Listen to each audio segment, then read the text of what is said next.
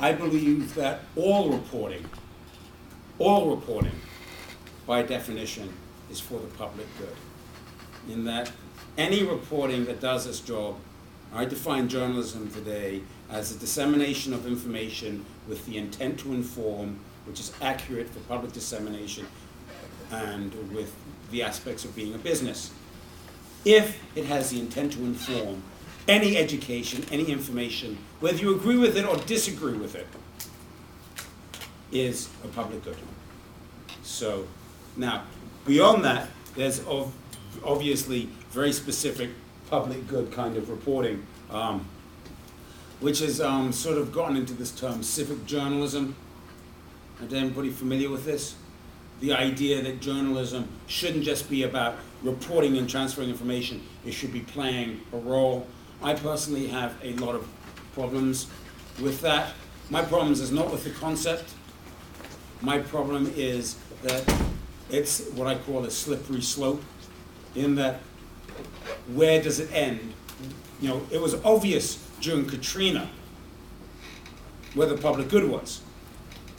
Anderson Cooper, long may he stand,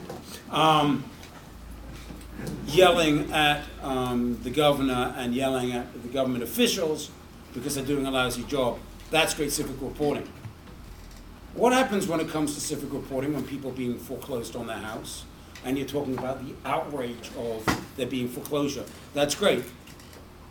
Now, I'm hardly a radical conservative, but there's something to be said for these people. A lot of these people got in way over their heads, buying houses they shouldn't, and while this is really, really, really unfortunate, there are a number of these people who are in tragic situations that probably had some responsibility for it. So if you're going to pick sides on a civic public good, then what side do you go on? And who do you call on the carpet? And that's, to me, where the problem with this idea of civic reporting starts to fall down. When you pick sides to solve it. I've done a lot of investigative reporting, and I know one story. I've done 1,000 stories in my career, and I know one story where there was black and white, where the good were good, the victims were victims, and the bad guys were just bad guys. And 3 weeks after we did the story, the FBI moved in and closed them down. Every other investigative story I've ever done drives me nuts because it's gray. And journalism doesn't do gray.